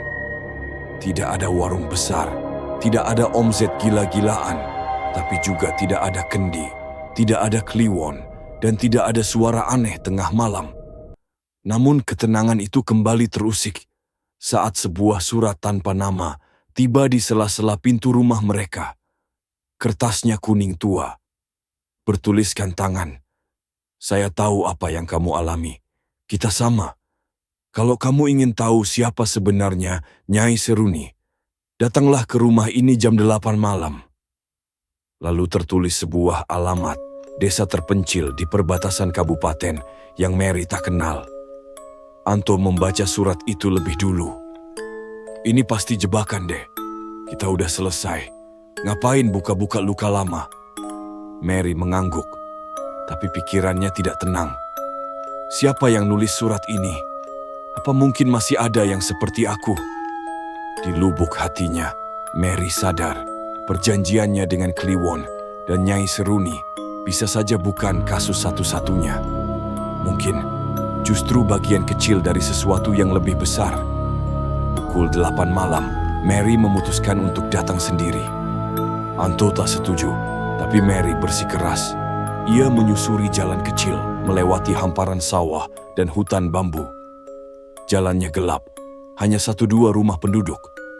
Akhirnya, ia tiba di sebuah rumah kayu sederhana yang masih menyala lampunya. Di depan rumah, sudah berdiri seorang perempuan paruh, baya berjilbab hitam. Wajahnya lelah, seperti menyimpan beban berat bertahun-tahun. Ibu Mary? Iya. Masuk, Bu. Saya sudah tunggu lama. Di dalam rumah itu, suasana hangat, tapi penuh aura aneh. Bukan menyeramkan, tapi seolah menahan sesuatu. Di dinding ada foto-foto lama, termasuk satu foto yang membuat jantung Mary berhenti sejenak. Sebuah kendi, sama persis dengan yang ia punya dulu.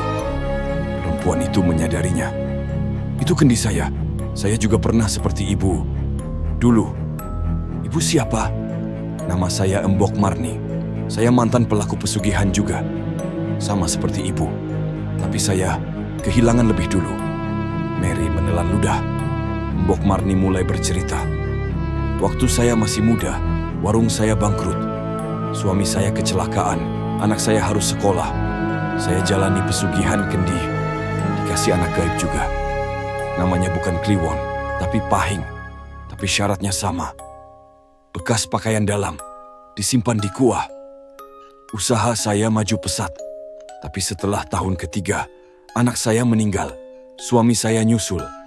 Lalu saya sadar, saya bukan diberi. Saya sedang diulur, untuk dijerat makin dalam. Mary menggigit bibir, air matanya menggenang. Jadi, memang sudah banyak korban. Banyak, Bu. Tapi sedikit yang selamat, yang tobat bisa lepas. Yang keras kepala, diambil satu-satu. Keluarganya, raganya, kadang jiwanya. Embok Marni menunjuk satu ruangan kecil di pojok rumah. Di situ, saya simpan semua barang dari masa lalu, termasuk catatan sejarah pesugihan kendi dari desa asal Nyai Seruni. Mary mendekati perlahan. Di dalam ruangan itu, terdapat tumpukan buku kuno, kain kafan lusuh, dan satu lukisan tua. Lukisan itu menggambarkan seorang perempuan tua duduk di tengah sumur batu, dikelilingi kendi. Wajahnya mirip Nyai Seruni. Itu Nyai. Dia bukan dukun, tapi korban juga. Dahulu dia perempuan biasa. Dijadikan tumbal pada zaman penjajahan karena dipercaya bisa mengusir penyakit. Tapi rohnya ditolak bumi. Dan sejak itu, ia mencari ibu baru, anak baru, keluarga baru, dalam bentuk pesugihan. Mary menutup mulutnya. Ia tak menyangka makhluk yang ia anggap pemberi rezeki justru berasal dari tragedi lama. Embok Marni melanjutkan. Setiap orang yang mengikat diri pada kendi itu sebenarnya sedang memberi jalan pada roh Nyai untuk hidup lewat tubuh mereka. Itulah kenapa wajah orang-orang yang terikat mulai berubah, lebih tua, lebih murung, karena ada jiwa lain yang menumpang. Mary menangis pelan. Kenapa? Kenapa saya baru tahu ini sekarang? Embok Marni menyentuh bahunya. Karena yang sudah masuk, tak mudah dikeluarkan. Tapi ibu sudah menang. Saya kalah. Saya hanya bisa hidup dan menunggu akhir. Malam itu, sebelum pulang, Mary diberi satu buku tipis oleh Embok Marni. Tembang Kendi. Isinya kumpulan puisi dan mantra Jawa kuno. Semua terkait dengan Nyai Seruni dan anak-anak gaibnya. Dalam perjalanan pulang, Mary menangis dalam mobil. Bukan karena takut, tapi karena sadar. Yang saya lawan bukan hanya jin, tapi luka, dendam, dan warisan dari generasi yang disakiti. Malam itu, Mary duduk di ruang tengah kontrakannya. Lampu remang. Di meja depannya, buku tipis bersampul, coklat tua bertuliskan aksara Jawa. Tembang kendi, kertasnya kusam. Aromanya seperti kertas yang pernah tenggelam di tanah basah. Tapi saat Mary membuka halaman pertama, bulu kuduknya langsung meremang. Halaman pertama tertulis, "Ritual ini bukan hanya untuk berdagang, tapi juga membeli nyawa. Kendi bukan kendi air, tapi rumah Nyai. Setiap bulan surah ke-7, dia akan panen. Siapapun yang masih terikat harus melindungi diri dan keturunannya." Mary terdiam. Bulan surah ke-7. Ia membuka kalender Jawa, dan jantungnya berdetak lebih cepat.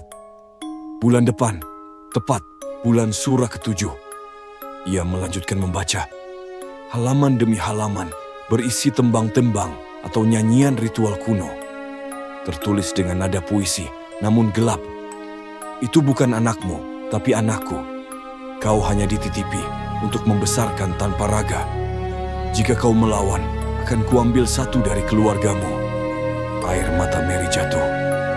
Berarti, semua ini dari awal bukan tentang kelarisan, tapi tentang membesarkan makhluk itu sampai cukup kuat untuk panen. Panen apa? Panen jiwa. Ia membaca lebih dalam. Di salah satu halaman terakhir, terdapat catatan tangan yang bukan dari penulis asli, ditulis dengan spidol merah. Kendi yang sudah pecah tidak menjamin kutukan hilang. Selama masih ada yang mengingat nama Nyai Seruni, dia akan hidup dalam lintasan mimpi dan rindu. Mary menutup buku itu.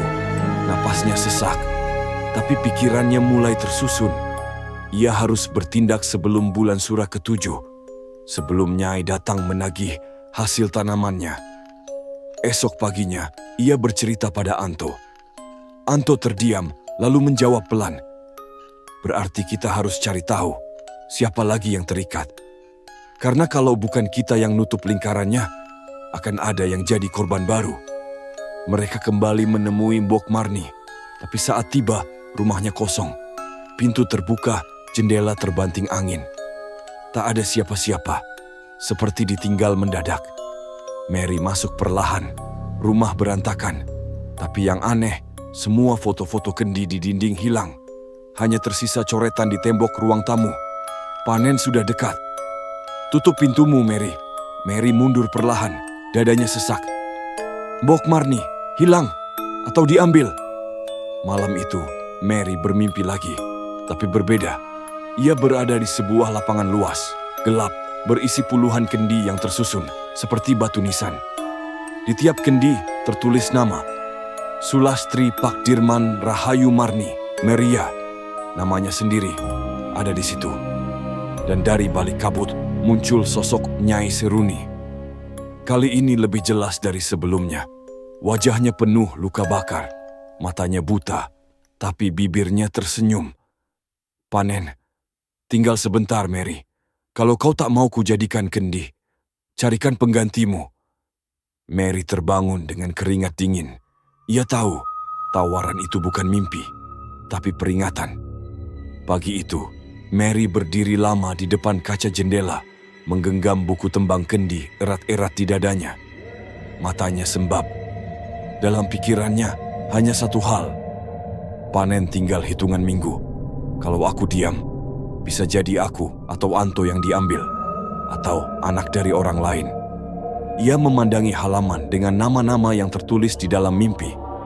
Sulastri, Dirman, Rahayu, Marni, dan namanya sendiri. Apakah itu korban? Apakah itu pewaris? Atau calon tumbal? Ia duduk dan menulis satu persatu di kertas. Aku harus cari tahu siapa mereka. Anto datang membawa kopi.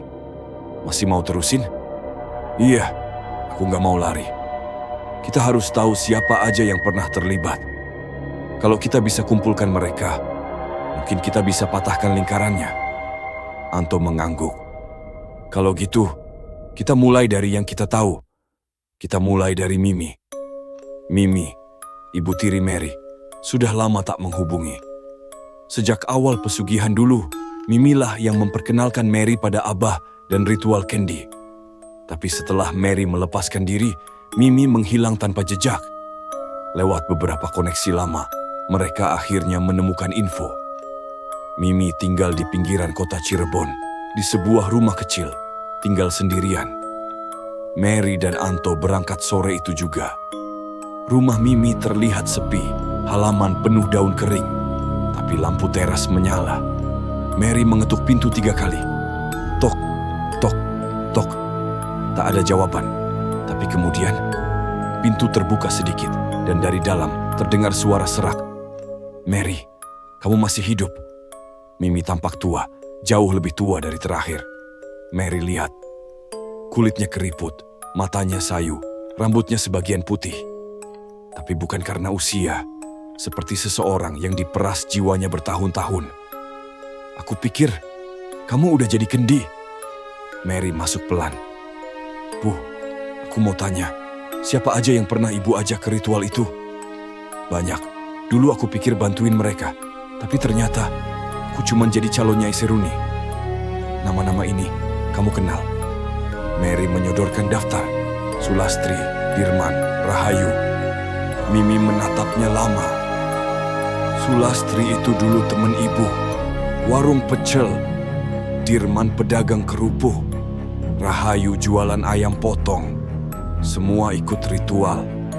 Tapi semua udah hilang satu-satu. Kamu yang terakhir, Mer. Setelah kamu tobat, aku tahu rantainya bakal lepas.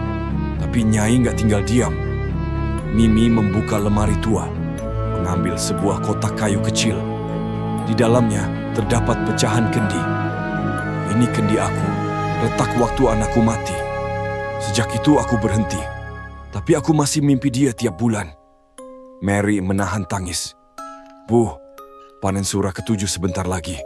Nyai bakal datang. Mimi mengangguk.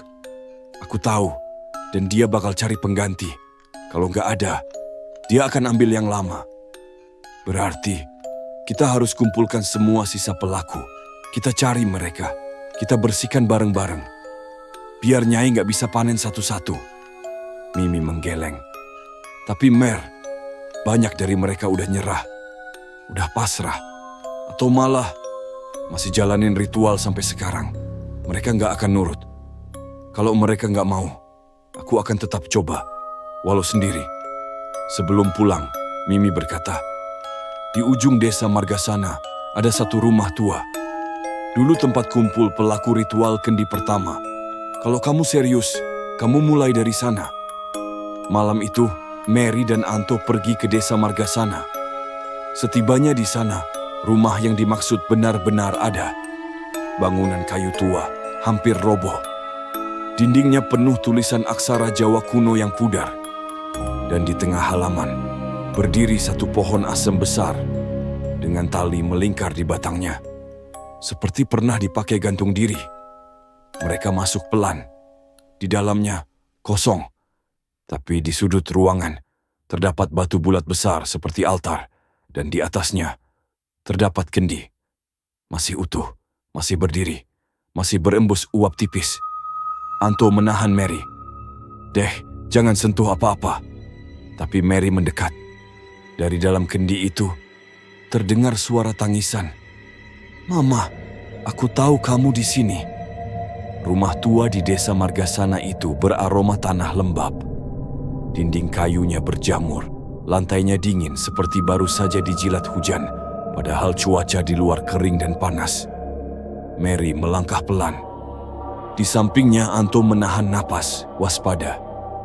Di ujung ruangan, altar batu bundar ditumbuhi lumut. Di atasnya berdiri sebuah kendi tanah liat yang bentuknya identik dengan milik Mary dulu. Hanya saja, kendi ini lebih besar. Dan ada retakan melingkar di bagian lehernya. Dan dari dalam kendi itu, terdengar suara "Mama, aku tahu kamu di sini." Suara Kliwon, lirih, seolah berasal dari dasar tanah. Anto menarik tangan Mary. "Kita harus pergi deh. Ini bukan tempat biasa. Ini pusatnya." Tapi Mary berdiri diam. Jari-jarinya bergetar. Dadanya sesak. Tangannya seperti ditarik sesuatu. Bukan secara fisik, tapi dari dalam hati. Ada emosi yang muncul. Rasa sayang, rasa takut, dan entah kenapa, rasa bersalah. Aku ini korban atau ibu? Kenapa aku masih merasa terhubung? Tiba-tiba, kendi itu bergetar. Uap putih menyembur ke udara. Dan pelan-pelan, bayangan mulai terbentuk dari kepulan itu. Sosok Kliwon. Kali ini bukan anak kecil, tapi seperti remaja usia belasan. Tinggi, kurus, rambut acak-acakan, dan mata hitam legam tanpa cahaya. Tapi wajahnya masih menampakkan garis-garis bocah yang pernah ia lihat. Kliwon berdiri di depan kendi. Diameter menatap Mary. "Mama, aku tumbuh karena kamu. Aku besar karena cinta kamu. Kamu gak bisa buang aku begitu aja. Kamu bukan anakku. Tapi aku tinggal di rumahmu, makan dari tanganmu, dengar suara kamu tiap pagi. Itu gak cukup buat disebut anak." Anto maju. "Kamu makhluk sesat, pergi dari hidup kami." Kliwon menoleh ke arah Anto. Tatapannya berubah gelap, matanya menyipit. "Dia yang paling dulu kuincar, Ma. Tapi kamu lindungi dia. Kamu minta aku jangan sentuh dia. Tapi sekarang, dia yang ngomong duluan." Uap dari kendi mendadak menebal. Ruangan berubah gelap. Dinding kayu seakan bergerak. Angin menderu masuk dari celah lantai. Mary menjerit, "Hentikan!" Kliwon menunduk. Pelan-pelan kembali masuk ke dalam uap dan menghilang. Tapi sebelum tubuhnya lenyap, ia berkata, "Panen sebentar lagi. Kalau bukan kamu, ya anak-anak yang baru daftar. Ibu-ibu rakus lain yang pengen dagangannya rame. Kalau kamu nggak bantu, Nyai akan cari pengganti. Dan tumbalnya bisa anak siapa aja." Dan hening. Kendi berhenti mengeluarkan uap. Hanya tersisa suara degup jantung Mary dan Anto. Keringat membasahi punggung mereka. Saat hendak keluar dari rumah itu, Mary melihat satu benda kecil di rak tua. Lembaran daftar nama dengan tulisan tangan. Ada puluhan nama di sana. Dan dari semuanya, beberapa dicoret. Beberapa diberi tanda. Dan sebagian bertuliskan angka. Sulastri Pak Dirman Rahayu Marni Mary, 6 Sari, 7 Yuni, 3 Mary menggigit bibir. Ini daftar siapa yang ikut ritual dan berapa tahun sejak perjanjian. Anto menunjuk angka 7. Kalau panen terjadi setiap sura ke-7 dan nama Sari sudah 7 tahun, berarti dia target selanjutnya. Mereka mencatat alamat-alamat di bawah nama, lalu buru-buru keluar dari rumah tua itu. Matahari sudah mulai tenggelam. Langit berubah jingga. Di kejauhan suara burung gagak terdengar. Atau mungkin itu suara lain. Malamnya Mary tidak bisa tidur. Ia menatap daftar itu. Namanya ada di situ, tapi tanpa tanda silang. Berarti aku belum dianggap selesai, tapi aku masih hidup. Berarti aku masih bisa nutup rantai ini. Anto duduk di sebelahnya. "Apa rencanamu?" "Kita cari semua orang yang belum kena. Kita kumpulkan. Kita bikin ritual bersama. Tapi bukan untuk memanggil Nyai, untuk menutup pintunya. Dan kalau mereka nggak mau, aku akan lakukan sendiri. Karena kalau kita nggak berhentiin ini, makin banyak yang masuk dan makin banyak yang hilang."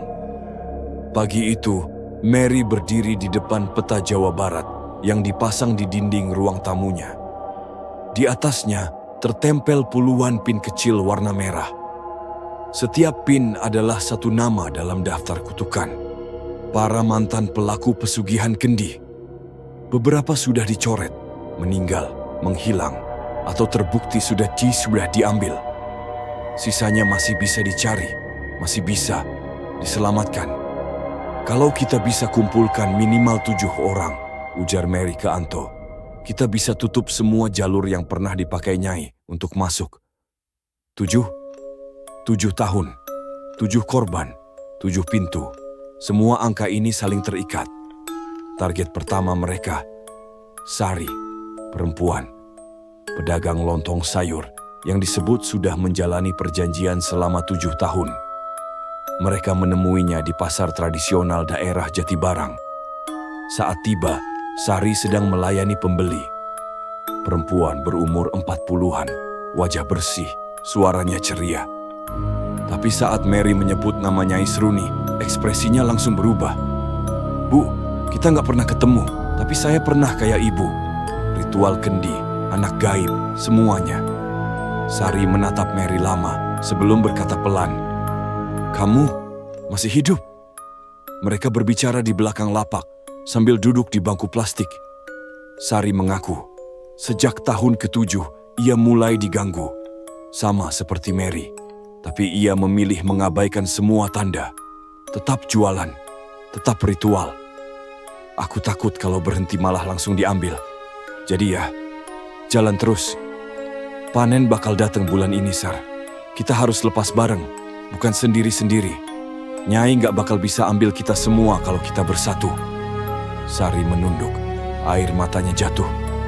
Tapi aku udah nggak bisa salat, nggak bisa ngaji. Udah buntu rasanya. Belum telat. Mary memegang tangannya. Aku pernah ada di tempat kamu, tapi aku bisa lepas, dan kamu juga bisa. Sari setuju. Ia jadi yang pertama bergabung. Target kedua, Yuni, mantan pemilik warung nasi Padang di Majalengka. Tapi saat mereka datang ke alamatnya, rumah itu sudah dikunci permanen. Tetangga bilang, "Bu Yuni udah gak keluar rumah, sering teriak-teriak malam, anaknya kabur entah kemana." Mary dan Anto mendobrak masuk setelah dapat izin RT setempat. Rumah itu gelap, bau busuk menyengat. Di ruang tengah, mereka menemukan bendera kuning tergantung, lusuh dan sobek. Dan di kamar, Yuni terduduk di pojok, memeluk kendi, tertawa sendiri. "Aku gak bisa keluar, dia udah jadi anakku beneran." "Yun, itu bukan anakmu, itu jin, itu kutukan. Biarin, daripada hidupku kosong. Dia satu-satunya yang dengerin aku."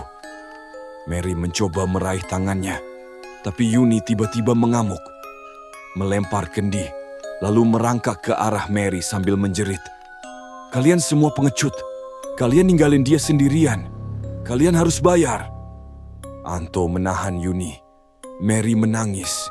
Ia sadar, tidak semua bisa diselamatkan. Mereka terpaksa pergi, meninggalkan Yuni yang terus tertawa di dalam gelap. 2 hari berikutnya, mereka berhasil mengumpulkan 3 orang lain. Pak Sukri, tukang bakso yang sudah berhenti tapi masih mimpi buruk.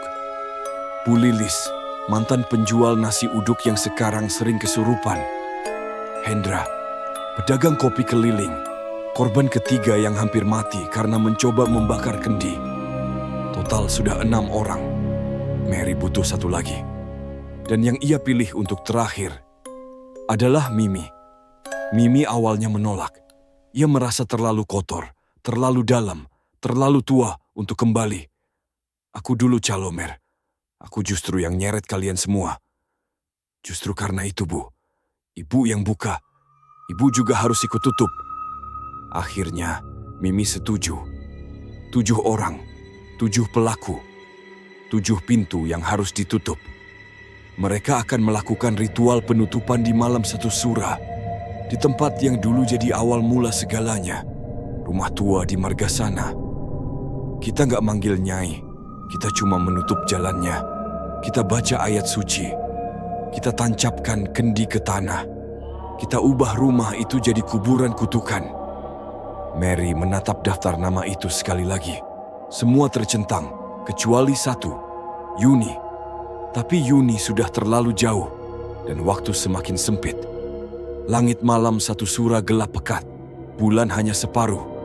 Angin dingin mengalir seperti air sungai, menyusup sampai ke tulang. Di tengah gelapnya desa Margasana, 7 orang berdiri di depan rumah kayu tua yang hampir runtuh. Mary memimpin. Di belakangnya ada Anto, Mimi, Sari, Pak Sukri, Bu Lilis, dan Hendra. Masing-masing membawa kendi. Bukan kendi pesugihan lama mereka, tapi kendi tanah baru. Bersih, tak berisi apapun. Misi mereka menanam kendi itu sebagai simbol penguburan perjanjian. Kita lakukan ini cepat. Masuk, duduk melingkar, baca ayat yang sudah disiapkan. Jangan saling lepas tangan. Jangan ada yang bicara dengan suara dari luar lingkaran, kata Mary tegas. Mereka semua mengangguk. Wajah-wajah itu berbeda latar belakang, tapi malam ini mereka semua korban. Pukul 23.34, mereka masuk ke dalam rumah. Suasana sunyi, hanya suara dedaunan dan napas gugup. Ruangan tengah rumah sudah dibersihkan sejak siang, dan di tengah lantai terdapat lubang sedalam lutut. Lubang tempat semua kendi akan ditanam. Mereka duduk melingkar. Mary mengeluarkan buku kecil, salinan dari tembang kendi, dan ayat suci yang dibaca ustaz saat ia dulu di ruqyah. Saat ayat pertama dibacakan, lampu petromak redup. Saat ayat kedua dibacakan, suara langkah kaki terdengar dari loteng. Saat ayat ketiga dibacakan, angin dari bawah lantai mulai muncul. Dingin, berimbus ke tengah lingkaran. Pak Sukri menahan lututnya. Bu Lilis mulai gemetar, tapi Mary tetap membaca. Suaranya keras, penuh tekanan. Bismillahillazi la yadurru. Dan dari dalam tanah terdengar suara tangisan. Mama, aku masih di sini. Kalian pikir kalian bisa kubur aku? Aku ada di darah kalian. Aku tinggal di ingatan kalian.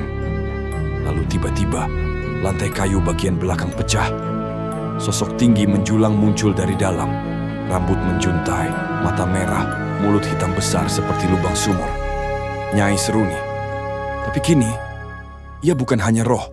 Ia muncul utuh. Bukan dalam uap, bukan dalam bayangan. Ia hadir. Mimi berdiri. Aku yang dulu membuka jalan buatmu, Nyai. Tapi malam ini, aku juga yang menutupnya. Nyai menatap tajam. Kamu pikir dengan kendi baru kalian bisa padamkan aku? Tidak, tapi kami bisa menghentikan warisanmu. Mary menancapkan kendi pertama ke dalam lubang, disusul oleh yang lain, satu persatu. Dan saat kendi terakhir, punya Mimi, dimasukkan, tanah bergetar.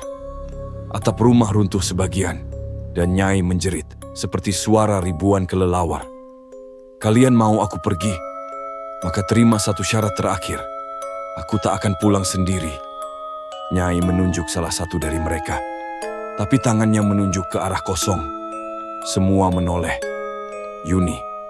Ya, Yuni muncul di ambang pintu. Wajahnya pucat, matanya kosong. Ia menggenggam kendi lamanya. Aku datang karena aku gak tahan sendiri. Kau datang telat, teriak Mary. Tapi kau tetap bisa bersama kami. Buang kendi itu. Yuni menatap kendi miliknya. Bibirnya bergetar. Tapi sebelum ia sempat melempar, Nyai mendekapnya dari belakang. Dan saat itu juga, tubuh Yuni terbakar dari dalam. Ia menjerit, tapi tak lama. Dalam beberapa detik, tubuhnya menjadi abu. Dan kendi itu jatuh pecah di lantai. Hening, Nyai menjerit. Tubuhnya meretas menjadi kabut hitam. Mary mengangkat tangan, lalu membacakan ayat terakhir. Allahu la ilaha illa huwal hayyul qayyum. Kabut itu meliuk seperti ulat terbakar. Lalu, diserap ke dalam lubang kendi. Seketika semua kendi dalam tanah pecah bersamaan. Prak! Dan rumah itu runtuh total. Mereka semua keluar. Terdiam. Tak ada yang bicara. Tapi satu persatu, mereka menangis. Yuni tidak selamat, tapi kutukan itu telah terkubur.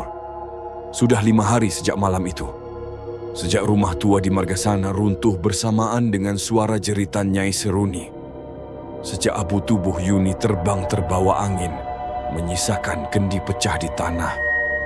Sejak ketujuh kendi ditanam dan dihancurkan bersama, tak ada penampakan lagi. Tak ada mimpi buruk, tak ada suara dari kendi. Rumah-rumah yang dulu diganggu, termasuk kontrakan Mary dan Anto, menjadi lebih tenang. Namun di dalam hati Mary, masih ada sesuatu yang menggantung. Ia duduk sendiri di dapur. Cangkir teh di tangannya tak lagi berasap. Di depannya, sebuah foto lama, foto saat warungnya masih ramai. Di pojok foto itu, samar, masih terlihat sosok kecil berdiri di bawah meja, meski dirinya tahu dia sudah lenyap. Atau belum? Aku nggak tahu katanya pelan ke Anto yang sedang menyapu halaman. Kita udah tutup semua pintu, tapi hatiku kayak masih kosong. Anto duduk di sebelahnya. Mungkin bukan kosong deh, tapi kamu belum berdamai sama semua luka. Maksudnya, selama ini kita pikir kita korban, tapi di titik tertentu, kita juga pelaku. Kita buka pintunya, kita pelihara makhluk itu. Kita nikmati rezeki dari dia. Kita senyum waktu pelanggan puji rasa yang bukan dari kita. Kita senang waktu warung rame, padahal kita tahu itu bukan murni usaha. Mary tertunduk. Matanya berkaca-kaca. Iya, kita pernah bilang itu jalan pintas, tapi sebenarnya itu jalan terpanjang, karena pulihnya butuh waktu lebih panjang dari apapun yang pernah kita jalani. Hari-hari berlalu. Mary mulai jualan kecil-kecilan lagi, kali ini benar-benar dari bawah. Ia bikin nasi kuning, risol, bubur ayam. Pembelinya belum banyak. Tapi yang datang karena rasa, bukan karena pengaruh. Malam-malamnya kini diisi suara bacaan Quran dari ponsel kecil di kamar. Anto rajin ikut pengajian. Mimi tinggal di rumah yang sama, membantu jaga dapur.